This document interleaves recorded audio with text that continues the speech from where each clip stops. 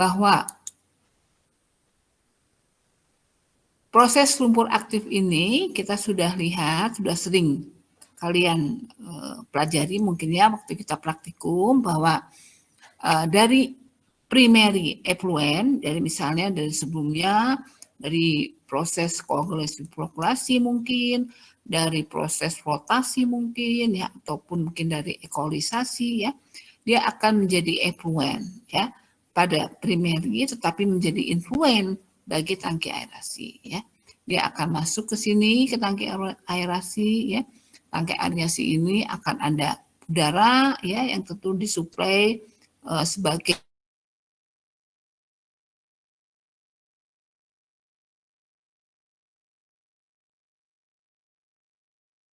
itu harus kita penuhi, kemudian ya, kemudian kondisi oksigennya harus berapa, pH-nya berapa, suhunya berapa, MLSS dan MLVS-nya berapa ya. Nah, tujuannya apa?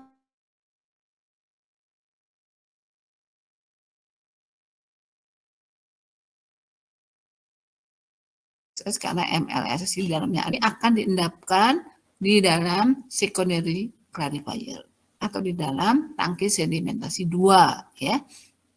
MLS ini merupakan bagian dalamnya ada mikrobanya ya.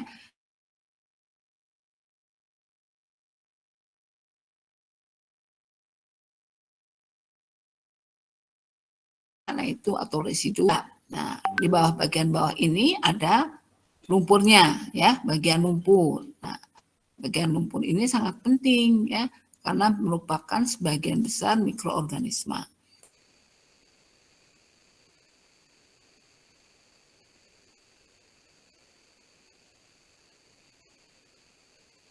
Ini tujuannya tadi sudah tahu ya, optimalkan kondisi operasi dari sisi F per M-nya ya, supaya antara makanan dan mikroorganisme itu seimbang. Nah, sebagian dibuang untuk dilakukan pengolahan. Ini disebut dengan waste activated sludge. Nah, kemudian nanti dari luaran di sini ada secondary effluent ya yang masuk ke badan air. Nah, kira-kira yang akan masuk ke tangki aerasi ini apa saja parameter yang biasa masuk, yang menjadi suatu parameter inti yang akan bisa nanti menjadi parameter untuk mengevaluasi kinerja dari lumpur aktif ini apakah baik ataukah tidak. Kira-kira apa saja yang diperlukan di pengukuran, apa saja yang diperlukan di kondisi masukan atau influen di sini. Ya, masih ingat? Ibu hanya mengulang kembali pada saat kalian praktikum ya. Ada yang ingat apa yang diukur?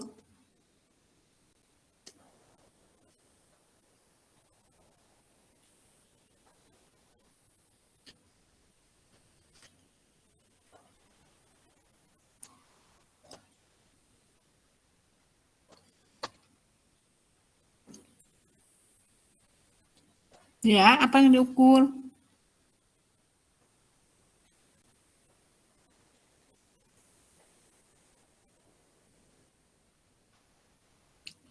Siapa yang mau menjawab? Masih ingat? Coba diingat-ingat waktu praktikum.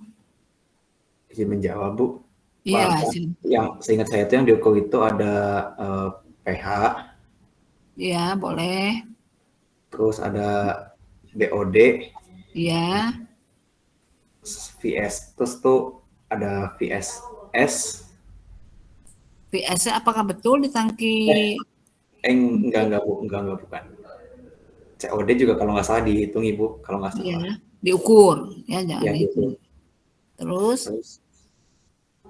Apalagi satu lagi. MLVSS ya, Bu, kalau nggak salah satu lagi tuh. MLVS mah ada di tangki aerasi, bukan dimasukkan. Ayo, ini apa inti ya, dasar harus ingat semuanya ya. Kemarin praktikum baru saja loh, praktikumnya belum lama. Ayo, apa? Sebenarnya inti dari kita mengolah secara biologis itu akan BOD, Bu. Ya, kita mengolah dengan pengolahan biologis itu akan menurunkan apa sih? BOD, Bu. Ya, BOD apalagi yang bisa diturunkan? Intinya itu, coba. Apa yang akan diturunkan di pengolahan biologis itu dasar loh ya. Apa kira-kira? TSS bukan, Bu?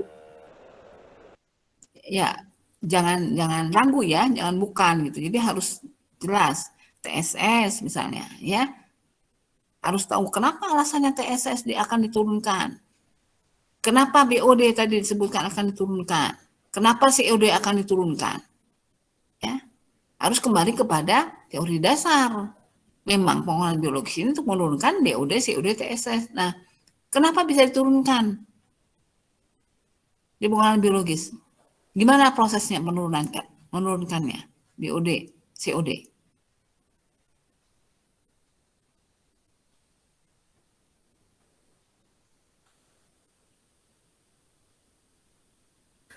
Air umpan masuk aerasinya, Bu, nanti bercampur sama lumpur aktif, terus nanti kan membentuk vlog masuk ke tangki yang kedua yang di tangki sedimentasi. Nah, nanti lumpur aktif yang udah mengikat vlognya itu bakal tersedimentasi yang keluarannya jadi air yang nilai BOD sama COD-nya udah turun. Ya, jadi itu ya, hal-hal seperti itu harus dikuasai. Jadi kalian jangan hanya teoritis saja bahwa ini tapi paham betul ya, paham betul. Jadi sebetulnya intinya apa ya? Lumpur aktif itu mengolah apa ya? Jadi jangan menduga-duga MLSS, MLVS apa, jangan diduga-duga, tapi harus jelas, harus pasti. Satu hal yang harus diingat bahwa pengolahan biologis itu fungsinya adalah menurunkan COD, BOD ya, dan TSS pun bisa jadi turun ya, karena tergabung dengan vlog yang terbentuk di hasil pengolahan degradasi ya. Nah, ini yang harus kalian pahami ya. Jadi jangan memperkirakan, tapi dipikir secara mendalam ya, bahwa apa sih tujuan pengolahan biologi itu, apa sih tujuan pengolahan dengan lumpur aktif ini ya. Nah, itu harus betul-betul diingat ya. Jadi tujuannya itu kan untuk menurunkan COD BOD. Namanya juga pengolahan biologis ya. Atau TSS ya. Tidak menurunkan logam berat misalnya, tidak menurunkan MLVSS. MLVSS dan MLSS ini tidak diturunkan ya. Tapi justru dibentuk ya, di tangki aerasi ini membentuk MLSS dan MLVSS sesuai dengan kriteria perancangan kita yang nantinya akan bisa diendapkan di bak sedimentasi. Nah, jadi artinya apa? Artinya di influen itu kita hanya mengukur parameter kunci saja, ya, COD, BOD. Nah, kemudian pH. Boleh pH ini diukur ya di influen. Mengapa?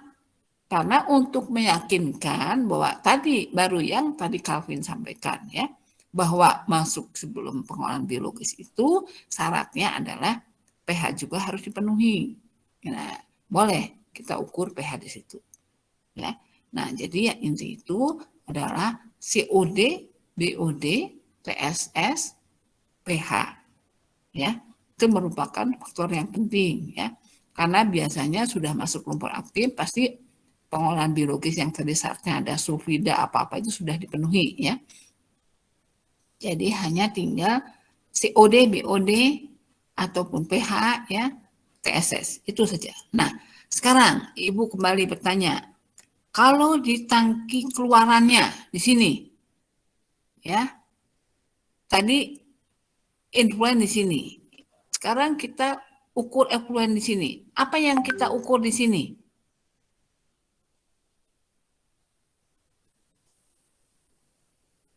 Apa yang kita ukur di effluent?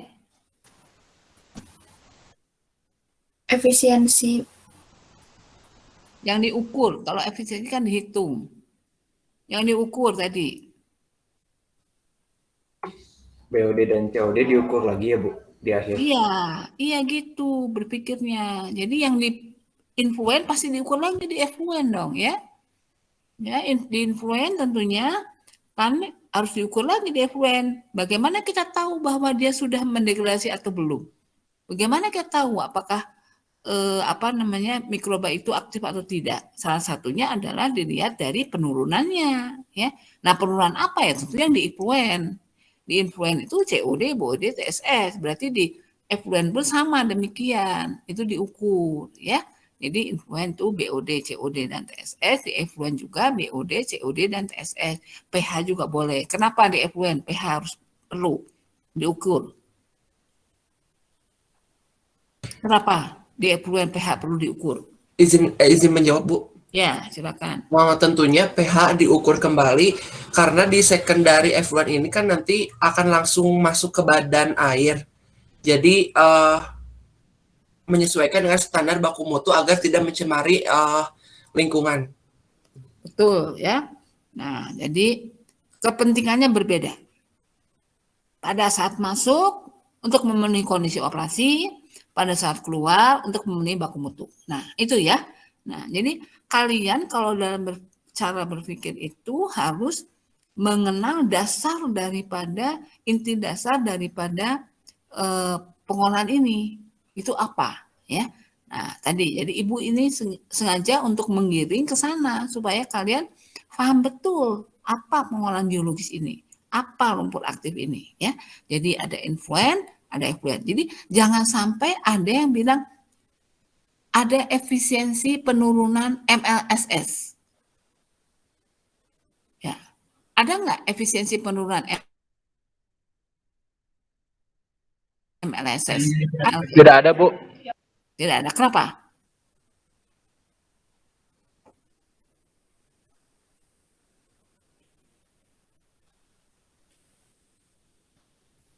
Kenapa tidak ada? Kenapa ada efisiensi penurunan COD, BOD? Tapi tidak ada penurunan pH, tidak ada efisiensi penurunan pH dan efisiensi penurunan MLSS. Jawab, Bu. Ya. Kenapa nggak ada pengukuran efisiensi MLSS? Karena di awal di influen kita nggak ngukur MLSS, sedangkan kenapa ada efisiensi penurunan COD, BOD? Karena di awal di influen kita udah ngukur duluan si COD, kadar COD, BOD-nya, terus nanti di akhir juga kita juga ngukur kadar COD, BOD-nya. Bukan seperti itu sebetulnya. Bukan? Ya, bukan seperti itu jawabannya. Tapi maksudnya ada sebagian yang kena, tapi ada sebagian yang nggak kena. Nah, coba dilengkapi yang lain. Mengapa COD, BOD kita bisa mengatakan efisiensi COD sekian, efisiensi BOD sekian, efisiensi TSS sekian. Tapi kalau MLSS, MLPS tidak ada efisiensinya. Izin menjawab, Bu. Ya, silakan. Karena kalau dari COD, BOD, TSS itu yang diharapkan penurunannya, makanya yang dilihat efisiensi besar penurunannya dari laju influen ke effluentnya. Terus kalau MLSS?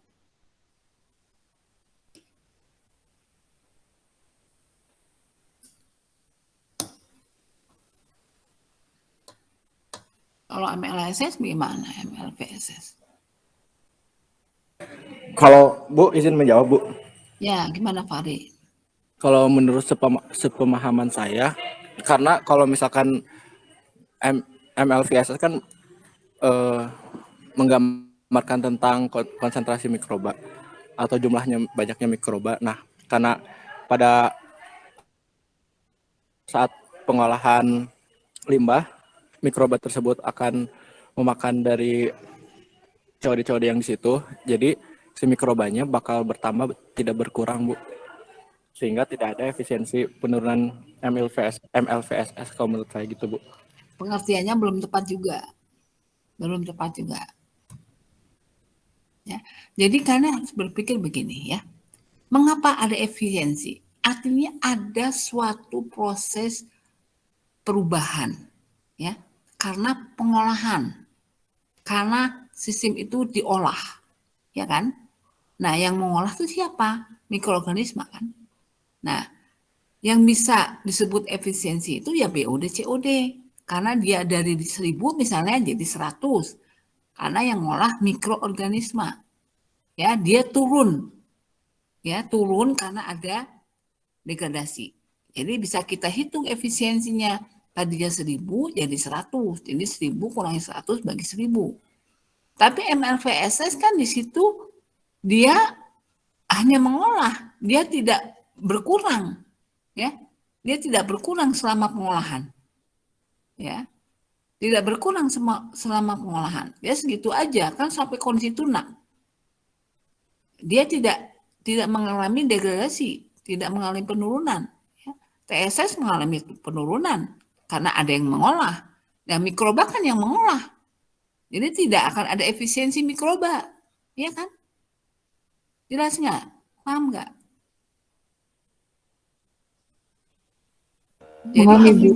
Jadi efisiensi itu dilihat dari suatu parameter yang bisa turun ya karena pengolahan. Ya COD, BOD, TSS bisa turun karena pengolahan ya. Nah, berapa efisiensinya? Dia turunnya berapa persen? Nah, kalau mikroba ini nggak bisa berapa persen turunnya. Memang mikroba ini tidak diharapkan turun, tidak diharapkan kondisinya naik turun, tapi diharapkan kondisi tunak tadi. Karena dia yang akan mendegradasi. Jadi dia tidak menghasilkan, tidak menjadi efisiensi. Nah, ini makanya di setiap kalian melihat, coba di mana saja penelitian dilakukan, tidak ada efisiensi penurunan mikroorganismenya. Ya, hanya kita bisa mengatakan ada penurunan mikroorganisme karena kematian, ada kenaikan mikroorganisme karena perkembangan biakan, boleh naik dan turun, tapi bukan efisiensi. Ya, sekali lagi bukan efisiensi, tapi lebih ditekankan kepada perubahan. Bisa naik, bisa turun, tergantung kan, bisa mati, turun, bisa naik karena berkembang biak dengan pesat, misalnya, menuju kondisi tunak, tapi efisiensi tidak ada. Nah, ini ya, jadi jangan salah. Jadi sekali lagi, makanya kalau kita lihat kondisi ini, bahwa di sini diukur COD, BOD, TSS, di sini diukur BOD, COD, TSS, kemudian pH. Nah pH pun juga tidak ada efisiensi pH ya, karena pH ini adalah suatu kondisi di mana dia turunnya karena kondisinya situasi yang tidak memungkinkan, dia bisa turun, ya bisa naik, tapi bukan karena sesuatu ya. Nah, jadi itu juga tidak ada efisiensinya. Nah, sekarang yang ada adalah efisiensi BOD, COD, dan TSS. Kalau misalnya ada logam berat ya, bisa efisiensi logam beratnya berapa. Kalau misalnya ada ya, kan tidak boleh banyak ya di tangki biologis. Nah, oke, nah sampai di sana. Jadi di sini sistemnya adalah yang masuk yang diukur adalah COD, BOD, TSS, pH katakan. Di sana juga diukur itu. Nah, di dalam tangki aerasi, nah sekarang apa yang perlu diukur di sini? Apa yang perlu diukur di dalam tangki aerasi? Izin menjawab, Bu. Ya. Ada beban BOD, lalu hydraulic retention. Beban BOD itu kan hitungan, dihitung ya. Ini yang diukur, itu kan nggak diukur kan, dihitung, ya kan? Beda ya, dihitung dengan diukur. Yang diukur parameternya apa? Kalau tadi beban BOD itu dihitung, kita masukkan parameter baru jadi beban BOD. Tapi aslinya parameter apa yang diukur di tangki aerasi?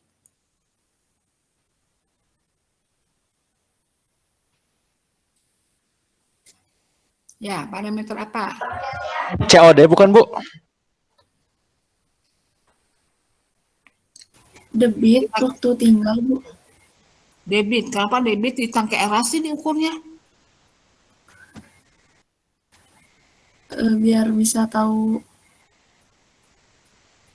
waktu tinggalnya, Bu. Debit kan bukan tangki aerasi. Diekualisasi. Kan selama mengalir debit itu tidak berkurang. Sama. Jadi yang masuk ke tangki aerasi dengan yang diekualisasi itu sama. Dalam Izin ya. Izin menjawab, Bu. Yang diukur itu berarti kebutuhan oksigennya. Boleh. Apa lagi? Terus tentu ada pH-nya, Bu. Ya. Ya, ada pH, ada suhu. Ketika kan tadi di primary effluent ada pH suhu. Tentunya ketika masuk aerasi juga, tangki aerasi pH suhu diukur kembali. Ya, apalagi? Apalagi? Boleh, pH, suhu. DO, apalagi? MLVSS, Bu. Ya, jelas MLSS dan MLVSS ini penting di sini karena dia yang akan mendegradasi. Ya, dia yang akan mendegradasi harus mempunyai kondisi operasi optimum yang diinginkan. Ya, MLSS atau MLVSS. Ya, kemudian pH. pH karena kondisi operasi optimumnya apakah masuk atau enggak nih lumpur aktif ini. Nah, DO-nya apakah sesuai dengan kriteria ya, suhunya ya, seperti itu.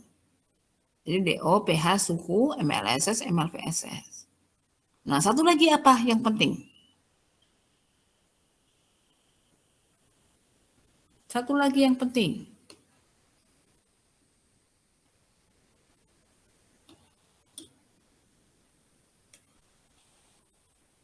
Ayo, saya lupa. SV bukan, Bu? Ya, SV30, slat kolom, ya. Karena slat kolom ini adalah merupakan suatu indikasi apakah lumpur aktif ini mempunyai kondisi lumpur yang baik atau tidak. Itu dilihat dari nilai SPI-nya, ya. Karena ada sangat erat hubungannya antara SPI dengan konsentrasi dari lumpur, ya, lumpur yang dinyatakan dengan suspended solidnya, ya. Jadi penting SV 30-nya. Berapa SV-nya untuk dihitung SPI-nya, ya. Nah, jadi sekali lagi tadi kalian sudah tahu di influent yang diukur COD, POD, pH misalnya TSS, di effluent juga sama, kemudian tangki aerasi juga kalian mengukur dengan memasukkan parameter perancangan juga ditambah dengan kita mengetahui tambah SV ya, SV-nya berapa. Nah, kalau di bak pengendapnya kira-kira kita memerlukan pengukuran apa?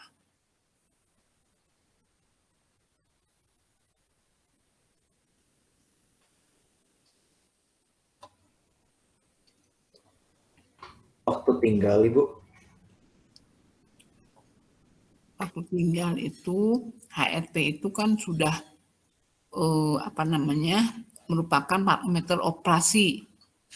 Kita sekarang sedang membahas parameter proses, ya. Kira-kira kita ukur apa di sini? Kita ukur, ingat, ukur itu diukur dengan kondisi apa sampelnya diambil dan kemudian kita ukur. Kekeruhan, Ibu. Kekeruhan, kenapa jadi kekeruhan? Biar tahu flux-nya udah mengendap apa belum. Kita nggak pernah ukur kekeruhan kalau nggak salah di lumpur aktif. Coba ingat-ingat. Apa? Kalau kalian mau menghitung umur lumpur, coba diingat-ingat kembali. Kalian perlu besaran apa saja?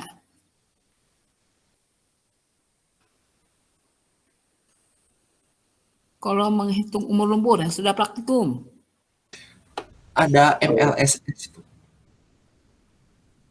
MLSS tadi di sini ya. Kalau di sini ya diukur apa? Terus untuk MLSS-nya ya, MLS, tapi karena kita sudah dalam pengukuran di lab, jadi bentuknya SS. Jadi SS di sini juga harus diukur suspended solid-nya ya. Yang ini keluar ke sini juga SS-nya diukur ya. Yang masuk ke sini SS-nya juga diukur. Tadi di sini juga kan TSS-nya diukur berapa. Nah, di sini diukur untuk apa? Untuk mengetahui berapa padatan yang diresirkulasi, ya. Jadi berapa padatan yang akan diresirkulasi. Ya. Nah, itu harus tahu SS di sini, ya. Selain SS di sini, SS di sini, ya, kita juga ingin tahu berapa padatan yang diresirkulasi, ya. Berapa persennya nanti dari sini yang diresirkulasi. Tapi harus tahu dulu berapa padatan yang ada di sini yang nantinya akan menjadi diresirkulasi, misalnya 60%-nya, ya, jadi 0,6 kali dengan padatan yang akan diresirkulasi. Nah, jadi yang kita ukur di sini tadi ya, COD, BOD, pH sama di luar juga, effluent ya. Kalau kita ingin mengetahui efisiensi COD, BOD, dan TSS, yang di sini adalah kondisi operasi yang harus dipenuhi, ditambah dengan SP pengurangan serat volume.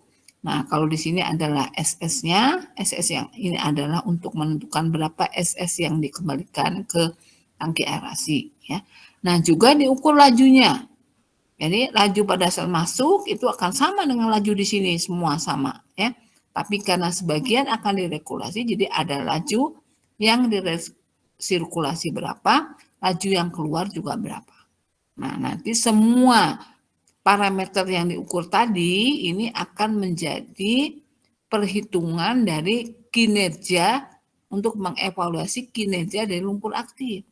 Apakah sudah pada kondisi operasi optimum ataukah belum. Nah, itu kan intinya. Ya.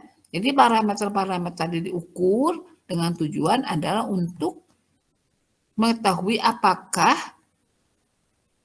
lumpur aktif ini sudah berada pada kondisi operasional optimum. Nah, masih ingat, kondisi operasional optimum itu apa saja untuk yang di tangki aerasi? Tadi sudah ada yang menjawab tadi.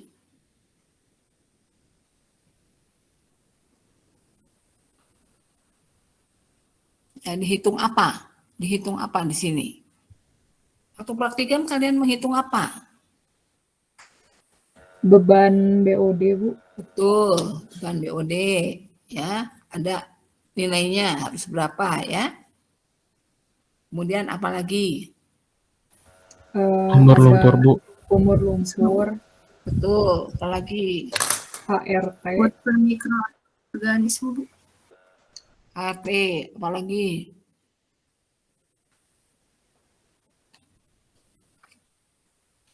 Beban BOD, FPM sama SVI, Bu.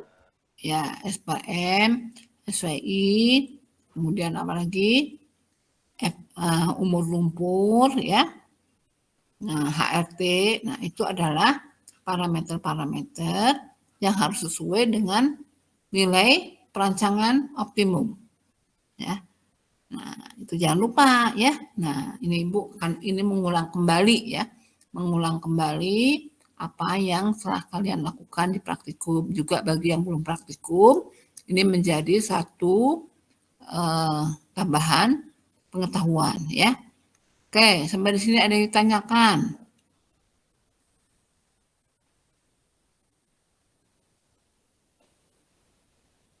Paham ya? Yang belum praktikum, kalau praktikum Ibu harapkan pada saat ada diskusi sudah bisa menjawab ya. Nah, ini gambarannya ya di lapangan. Ini adalah keluaran effluent dari effluent primary ya. Jadi merupakan influent dari tangki lumpur aktif. Kemudian ini ada recycle-nya yang dikembalikan. Nah, ini ya. Ini gambarnya seperti itu kalau di lapangan ya. Jadi ini bentuknya secondary treatment-nya. Jadi ini adalah secondary clarifier yang ini bak pengendap ya, untuk mengendapkan MLSS atau MLVSS yang sudah dibentuk di bak lumpur aktif atau aerasi. Jadi bak lumpur aktif ini ada influent masukannya, ada juga masukan dari recycle yang tadi ya kita kembalikan. Nah, di sini membentuk vlog lagi, diendapkan MLSS-nya di bak sedimentasi. Nah, seperti itu ya gambarannya. Nah, oke.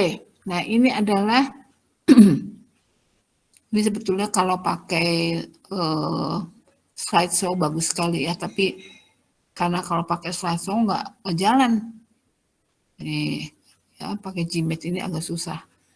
Nah ini adalah mikroorganisme ya yang terdiri dari ya ada dinding selnya, ada flagelnya, ada buntutnya ya istilahnya, ada membrannya, ada nuklear maternya ya, yaitu yang fungsinya adalah mengeluarkan ya inti daripada proses degradasi itu adalah ada enzim yang dikeluarkan oleh mikroorganisme yang mendegradasi, merupakan enzim ekstraseluler yang dapat mendegradasi senyawa organik menjadi yang kompleks menjadi sederhana. Itu intinya ya.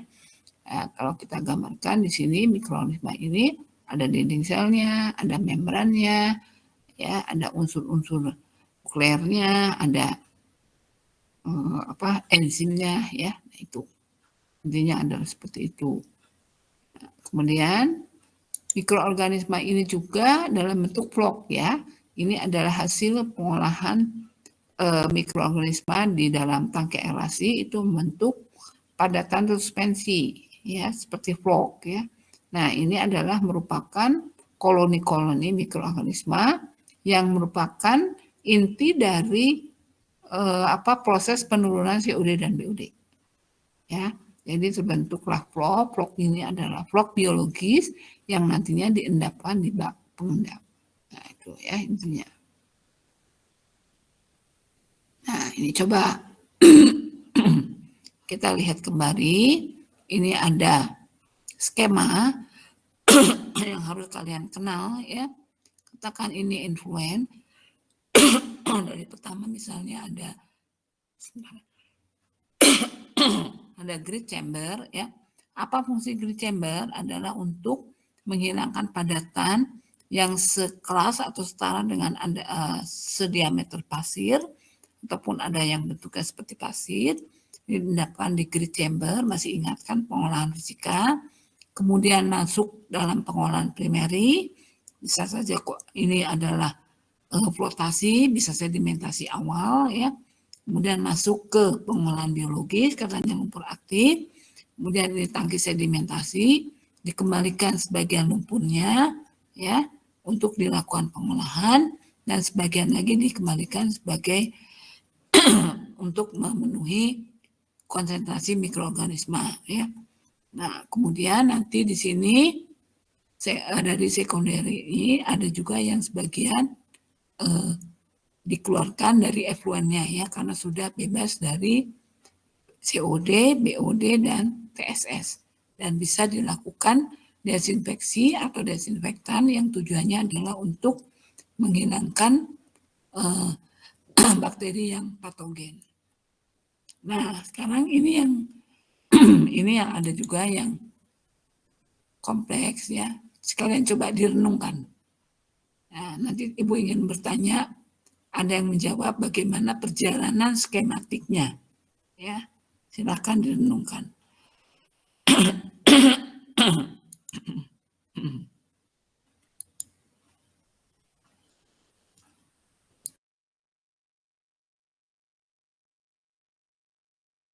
Ibu maaf, gambarnya kepotong sedikit, Ibu.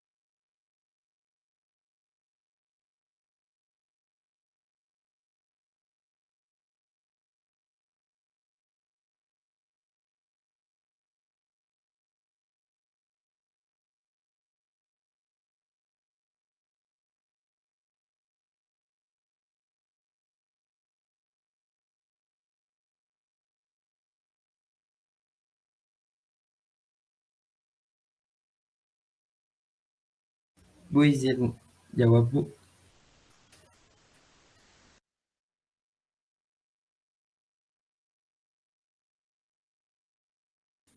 Ya, silakan. Ibu, sebelumnya maaf kalau ada salah-salah, Bu. Ya, Ini nanti kita cuman usulkan ya. tahu beberapa aja, Bu. Ya, Buat proses pengolahan air lumpur aktif ini, jadi itu kan ada screen terus masuk ke Graves chamber. Graves chamber sendiri, apa fungsinya Mbak Screen? apa Bu? Fungsi bar screen untuk apa?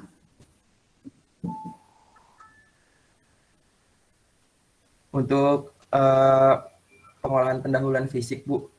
Ya, kira-kira apa yang mau diturunkan di sini? Padatan-padatan yang besar, Bu. Padatan besar, baik. Kemudian tuh masuk ke Graves chamber. Di sini tuh kalau saya tahu tuh memisahkan kandungan pasir dari aliran limbah, air ataupun pengatur menyaring kasar untuk memisahkan kotoran-kotoran yang besar. Ya. Udah itu masuk ke primary pertama atau primary itu yang pertama untuk bak pengendapan awal itu setahu saya itu berfungsi untuk menurunkan padatan yang tersuspensi atau menurunkan kadar BOD yang ada. Terus nanti dari situ tuh kan dialirkan ke bak aerasi. Dari bak aerasi itu limbah dihembuskan dengan udara sehingga mikroorganisme yang ada di situ tuh terjadinya pengembangan mikroorganisme. Nah, akan menguraikan zat organik yang ada di dalam limbah tersebut. Udah gitu itu, setahu saya yang kedua itu kan ada secondary primary. Itu tuh di mana bak ini tuh udah mengandung lumpur aktif yang masa mikroorganismenya diendapkan dipompa kembali ke inlet. Jadi dari itu kandungan yang dalam bak aerasi itu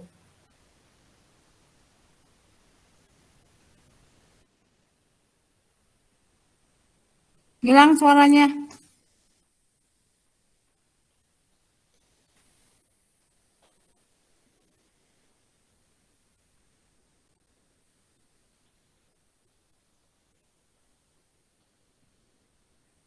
Hilang suaranya. Kemana?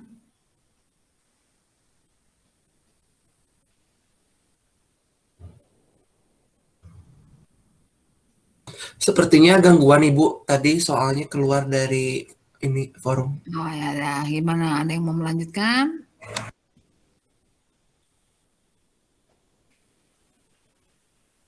Ada yang mau melanjutkan?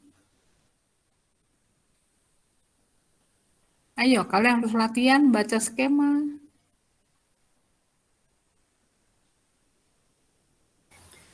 Izin Ibu. Ya, silakan. Tadi itu dari Fitra terakhir. Ya, coba dari tangki aerasi saja. ada Ibu kepotong tadi, hilang sinyalnya Bu. Oh ya, teruskan. Nah, dari sudah ke secondary treatment tuh Bu, masuk ke chlorine contact chamber. Chlorine contact chamber tuh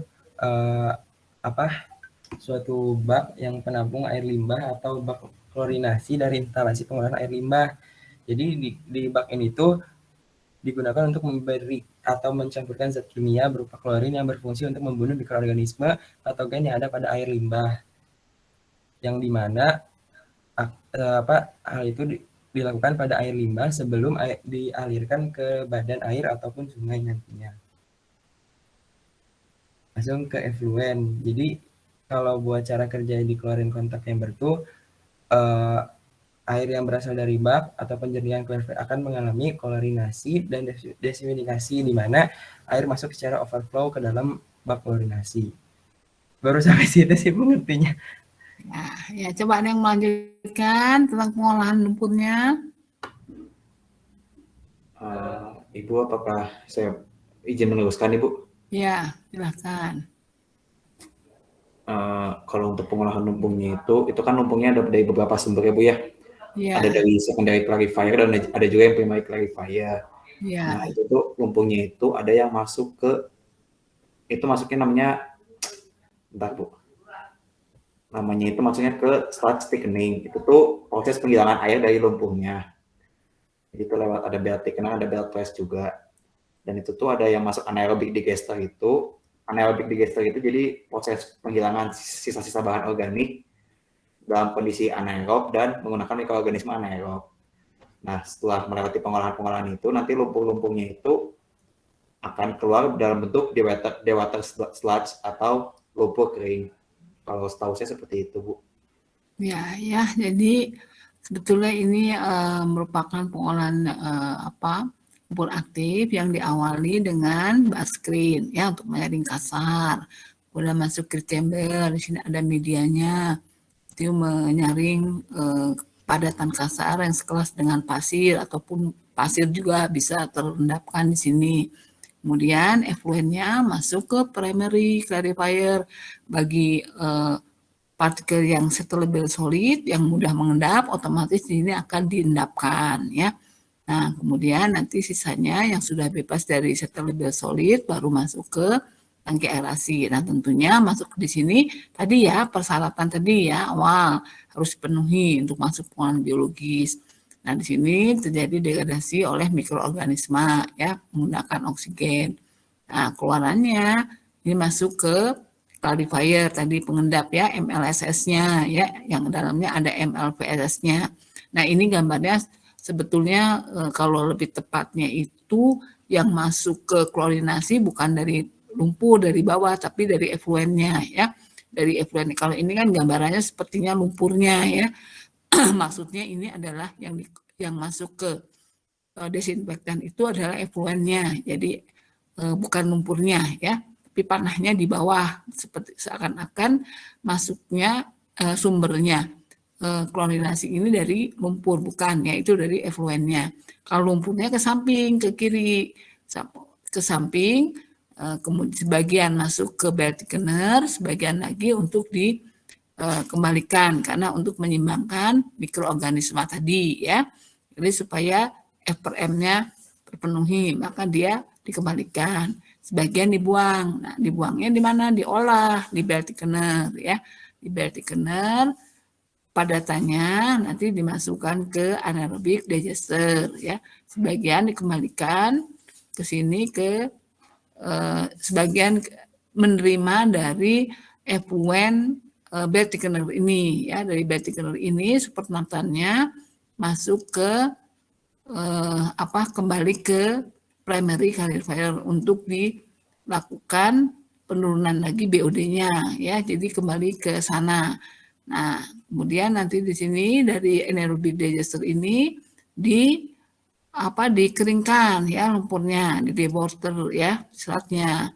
Kemudian setelah itu kita menggunakan belt press dipisahkan ya, dipisahkan padatan dan cairannya, kemudian baru di sini selatnya dikurangi ya, bisa dipanaskan di bawah sinar matahari. Nah, padatannya ini kita lihat ya, effluentnya ya maksud Ibu, ini di sebagian dikembalikan lagi ke primary ya. Jadi ini adalah satu skematik ya dari awal sampai dengan akhir sampai dengan pengolahan lumpurnya ya. Jadi merupakan bagian yang kompleks yang ada di industri pada saat dia menggunakan lumpur aktif ya. Kemungkinan-kemungkinan akan terjadi seperti ini. Ya, adakah yang ditanyakan dari sini?